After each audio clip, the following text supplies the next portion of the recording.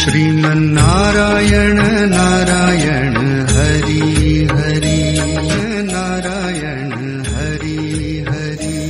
श्री विष्णु पुराण। नारायणं नमस्कृत्य नरं चैव नरोत्तमं देवीं सरस्वती व्याप्तं ततो जयमुदीरयेत्।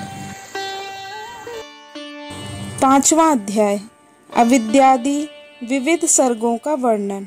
श्री मैत्रेय जी बोले, हे द्विजराज, सर्ग के आदि में भगवान ब्रह्मा जी ने पृथ्वी, आकाश और जल आदि में रहने वाले देव, ऋषि, पितृगण, दानव, मनुष्य, तिर्यक और वृक्ष आदि को जिस प्रकार रचा तथा जैसे गुण, स्वभाव और रूप वाले जगत की रचना की, वह सब आप मुझसे कहिए।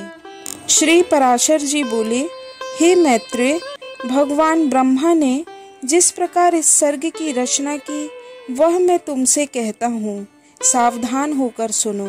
सर्ग के आदि में ब्रह्मा जी के पूर्वत सृष्टि का चिंतन करने पर पहले अबुद्धि पूर्वक अर्थात पहले असावधानी हो जाने से तमोगुणी सृष्टि का आविर्भाव हुआ।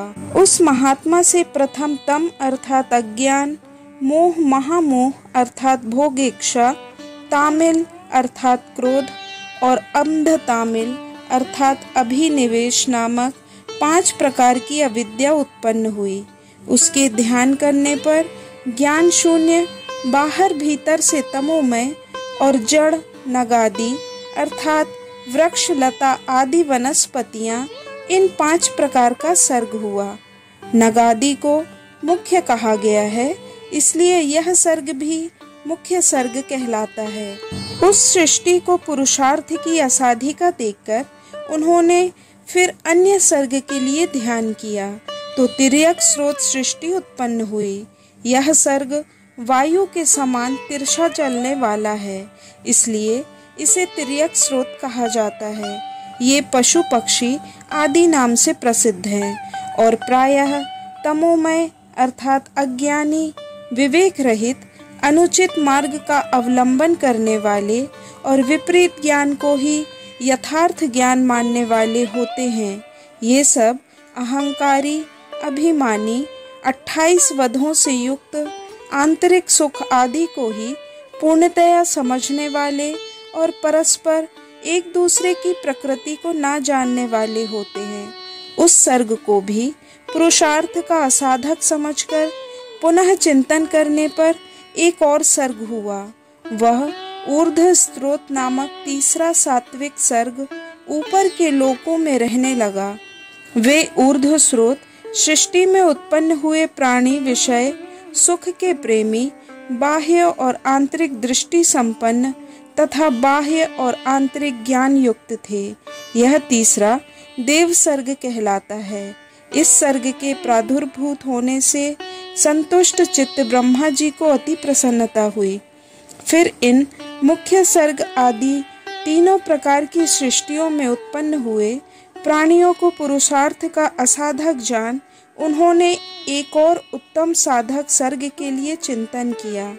उन सत्य संकल्प ब्रह्मा जी के इस प्रकार चिंतन करने पर अव्यक्त प्रकृति से पुरुषार्थ का साधक अर्वाक स्रोत नामक सर्ग प्रकट हुआ। इस सर्ग के प्राणी नीचे पृथ्वी पर रहते हैं, इसीलिए ये अर्वाक स्रोत कहलाते हैं। इनमें सत्व, रज और तम तीनों ही की अधिकता होती है, इसलिए वे दुख बहुल, अत्यंत क्रियाशील एवं बाह्य और अंतर ज्ञान से युक्त और साधक होते हैं। इस सर्ग के प्राणी मनुष्य हैं। हे मुनि श्रेष्ठ, इस प्रकार अब तक तुमसे 6 सर्ग कहे।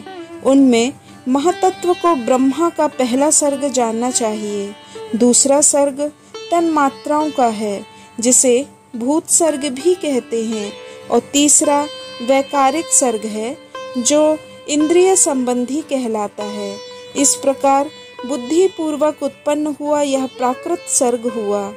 चौथा मुख्य सर्ग है पर्वत, वृक्षादि स्थावर ही मुख्य सर्ग के अंतर्गत है। 5वां जो तिर्यक स्रोत बतलाया उसे तिर्यक यानी कीट पतंगादि योनि भी कहते हैं। फिर छठा सर्ग ऊर्ध्व श्रोत्राओं का है, जो देव सर्ग कहलाता है। उसके पश्चात सातवां सर्ग अर्वाक श्रोत्राओं का है, वह मनुष्य सर्ग है। आठवां अनुग्रह सर्ग है, वह सात्विक और तामसिक है। ये 5 वैकृत अर्थात विकारों वाले सर्ग हैं और पहले 3 प्राकृत सर्ग कहलाते हैं। 9वां कौमार सर्ग है, जो प्राकृत और वैकृत भी है। इस प्रकार सृष्टि रचना में प्रवृत्त हुए जगदीश्वर प्रजापति के प्राकृत और वैकृत नामक ये जगत के मूलभूत 9 सर्ग तुम्हें सुनाए। अब और क्या सुनना चाहते हो? श्री मैत्रेय जी बोले, हे मुने, आपने इन देवादिकों के सर्गों का संक्षेप में वर्णन किया। अब हे मुनि श्रेष्ठ, मैं इन्हें आपके मुखारविंद से विस्तार पूर्वक सुनना चाहता हूँ। श्री पराशर जी बोले, हे मैत्रेय, संपूर्ण प्रजा अपने पूर्व शुभाशुभ कर्मों से युक्त है। ब्रह्मा जी के सृष्टि कर्म में प्रवृत्त होने पर देवताओं से लेकर स्थावर पर्यंत 4 प्रकार की सृष्टि हुई। वह केवल मनोमय थी। फिर देवता, असुर, पितृगण और मनुष्य, इन चारों की तथा जल की सृष्टि करने की इच्छा से उन्होंने अपने शरीर का उपयोग किया। सृष्टि रचना की कामना से प्रजापति के युक्ति चित्त होने पर तमोगुण की वृद्धि हुई। अतः सबसे पहले उनकी जंघा से असुर उत्पन्न हुए। तब हे मैत्रेय, उन्होंने उस तमोमय शरीर को छोड़ दिया। वह छोड़ा हुआ तमोमय शरीर ही रात्रि हुआ। फिर अन्य देह में स्थित होने पर सृष्टि की कामना वाले उन प्रजापति को अति प्रसन्नता हुई और हे द्विज, उनके मुख से सत्व प्रधान देवता उत्पन्न हुए। तदंतर उस शरीर को भी उन्होंने त्याग दिया। वह त्यागा हुआ शरीर ही सत्व स्वरूप दिन हुआ। इसीलिए रात्रि में असुर बलवान होते हैं और दिन में देवगणों का बल विशेष होता है। फिर उन्होंने आंशिक सत्वमय अन्य शरीर धारण किया और अपने को पितृवत मानते हुए अपने पार्श्व भाग से पितृगण की रचना की। पितृगण की रचना कर उन्होंने उस शरीर को भी छोड़ दिया। वह त्यागा हुआ शरीर ही दिन और रात्रि के मध्य में स्थित संध्या हुई। तत्पश्चात उन्होंने आंशिक रजोमय अन्य शरीर धारण किया। हे द्विश्रेष्ठ, उससे रजः प्रधान मनुष्य उत्पन्न हुए। फिर शीघ्र ही प्रजापति ने उस शरीर को भी त्याग दिया। वही ज्योत्सना हुआ, जिसे पूर्व संध्या अर्थात प्रातः काल कहते हैं। इसीलिए हे मैत्रेय, प्रातः काल होने पर मनुष्य और सायंकाल के समय पितर बलवान होते हैं। इस प्रकार रात्रि, दिन, प्रातः काल और सायंकाल ये चारों प्रभु ब्रह्मा जी के ही शरीर हैं और तीनों गुणों के आश्रय हैं। फिर ब्रह्मा जी ने एक और रजो मात्रात्मक शरीर धारण किया। उसके द्वारा ब्रह्मा जी से क्षुधा उत्पन्न हुई और क्षुधा से काम की उत्पत्ति हुई। तब भगवान प्रजापति ने अंधकार में स्थित होकर क्षुधाग्रस्त सृष्टि की रचना की। उसमें बड़े कुरूप और दाढ़ी मूछ वाले व्यक्ति उत्पन्न हुए। वे स्वयं ब्रह्मा जी की ओर ही उन्हें भक्षण करने के लिए दौड़े। उनमें से जिन्होंने यह कहा कि ऐसा मत करो, इनकी रक्षा करो, वे राक्षस कहलाए, और जिन्होंने कहा हम खाएंगे, वे खाने की वासना वाले होने से यक्ष कहे गए। उनकी इस अनिष्ट प्रवृत्ति को देखकर ब्रह्मा जी के केश सिर से गिर गए और फिर पुनः उनके मस्तक पर आरूढ़ हुए। इस प्रकार ऊपर चढ़ने के कारण वे सर्प कहलाए और नीचे गिरने के कारण अहि कहे गए। तदंतर जगत रचयिता ब्रह्मा जी ने क्रोधित होकर क्रोधयुक्त प्राणियों की रचना की। वे कपिश अर्थात कालापन लिए हुए, पीले वर्ण के, अति उग्र स्वभाव वाले तथा मांसाहारी हुए। फिर गान करते समय उनके शरीर से तुरंत ही गंधर्व उत्पन्न हुए।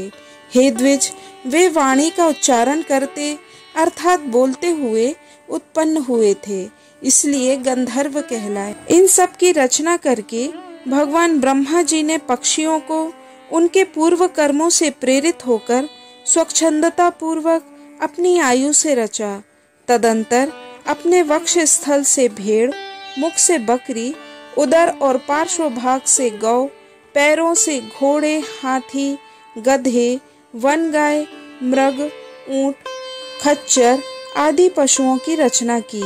उनके रोमों से फल, मूल रूप औषधियां उत्पन्न हुई। हे द्विजोत्तम, कल्प के आरंभ में ही ब्रह्मा जी ने पशु और औषधि आदि की रचना करके फिर त्रेता युग के आरंभ में उन्हें यज्ञादि कर्मों में सम्मिलित किया। गौ, बकरी, पुरुष, भेड़, घोड़े, खच्चर और गधे ये सब गांव में रहने वाले पशु हैं। जंगली पशु ये हैं व्याघ्र, 2 खुर वाले, वन गाय आदि, हाथी, बंदर और 5वें पक्षी, 6ठे जल के जीव तथा 7वें सरीसृप आदि की रचना की। इस प्रकार उनके शरीर से समस्त ऊंच नीच प्राणी उत्पन्न हुए। उन आदिकर्ता प्रजापति भगवान ब्रह्मा जी ने देव, असुर, पितृगण और मनुष्यों की सृष्टि पर तदंतर कल्प का आरंभ होने पर फिर यक्ष, पिशाच, गंधर्व, अप्सरागण, मनुष्य, किन्नर, राक्षस, पशु पक्षी, मृग और सर्प आदि संपूर्ण नित्य एवं अनित्य स्थावर जंगम जगत की रचना की।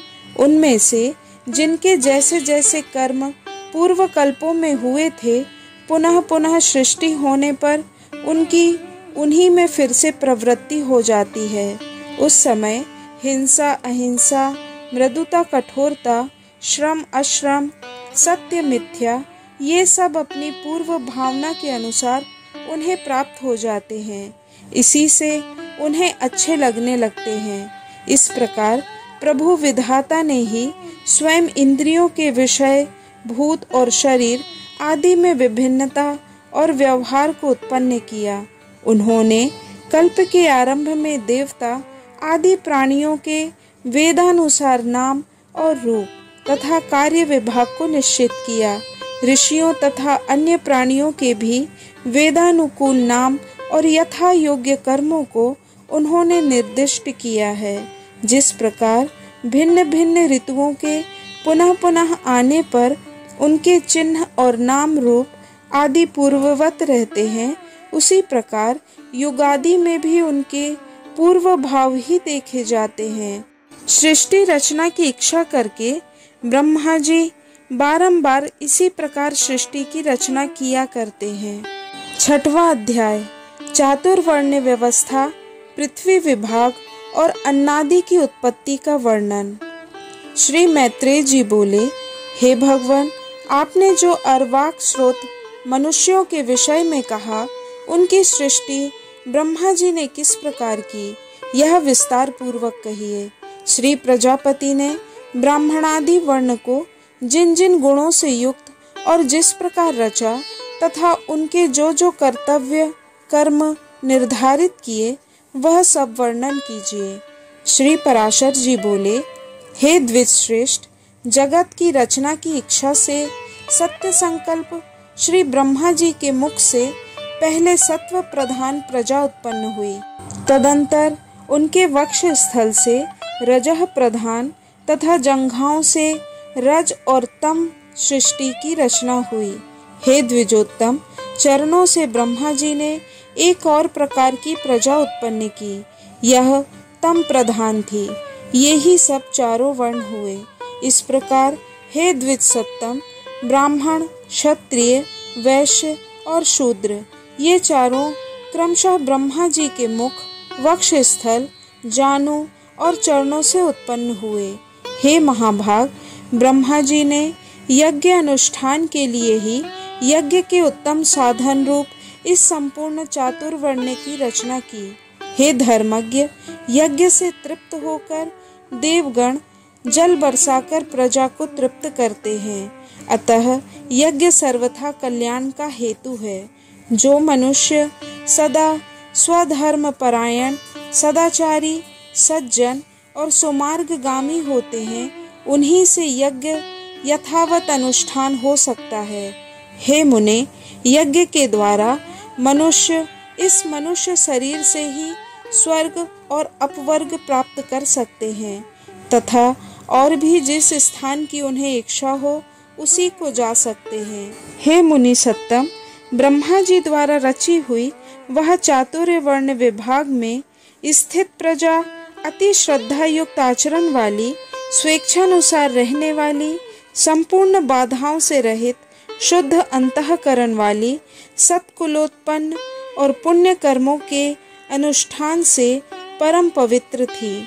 उसका चित्त शुद्ध होने के कारण उसमें निरंतर शुद्ध स्वरूप श्री हरि के विराजमान रहने से उन्हें शुद्ध ज्ञान प्राप्त होता था, जिससे वे भगवान के विष्णु नामक परम पद को देख पाते थे। हे महामते, शीत, वर्षा और घाम आदि बाधाओं से बचने के लिए प्रजा ने यथा योग्य घर बनाए। इस प्रकार शीतोष्णादि से बचने का उपाय करके उस प्रजा ने जीविका के साधन रूप कृषि तथा कला कौशल आदि की रचना की। हे मुने, धान, जौ, गेहूं, छोटे धान्य, तिल, कांगनी, ज्वार, कोदो, छोटी मटर, उड़द, मूंग, मसूर, बड़ी मटर, कुल्थी, राई, चना और सन, ये 17 ग्राम्य औषधियों की जातियां हैं। ग्राम्य और वन दोनों प्रकार की मिलाकर कुल 14 औषधियां याज्ञिक हैं। उनके नाम ये हैं: धान, जौ, उड़द, गेहूं, छोटे धान्य, तिल, कांगनी और कुल्थी, ये 8 तथा श्यामक, नीबार, वनतिल, गवेधु, वेणुयव और मरकट यानी मक्का, ये 14 ग्राम्य और वन्य औषधियां यज्ञ अनुष्ठान की सामग्री हैं और यज्ञ इनकी उत्पत्ति का प्रधान हेतु है। यज्ञों के सहित ये औषधियां प्रजा को वृद्धि का परम कारण हैं। इसलिए इहलोक परलोक के ज्ञाता पुरुष यज्ञों का अनुष्ठान किया करते हैं। हे मुनिश्रेष्ठ, नित्य प्रति किया जाने वाला यज्ञ अनुष्ठान मनुष्यों के परम उपकारक और उनके किए हुए पापों को शांत करने वाला है। हे महामुने, जिनके चित्त में काल की गति से पाप का बीज बढ़ता है, उन्हीं लोगों का चित्त यज्ञ में प्रवृत्त नहीं होता। उन यज्ञ के विरोधियों ने वैदिक मत, वेद और यज्ञादि कर्म सभी की निंदा की है। वे लोग दुरात्मा, दुराचारी, कुटिलमती, वेद विनिंदक और प्रवृत्ति मार्ग का उच्छेद करने वाले ही थे। हे धर्मवानों में श्रेष्ठ मैत्रेय, इस प्रकार कृषि आदि जीविका के साधनों के निश्चित हो जाने पर प्रजापति ब्रह्मा जी ने प्रजा की रचना कर उनके स्थान और गुणों के अनुसार मर्यादा, वर्ण और आश्रमों के धर्म तथा अपने धर्म का भली प्रकार पालन करने वाले समस्त वर्णों के लोक आदि की स्थापना की। कर्मनिष्ठ ब्राह्मणों का स्थान पितृलोक है।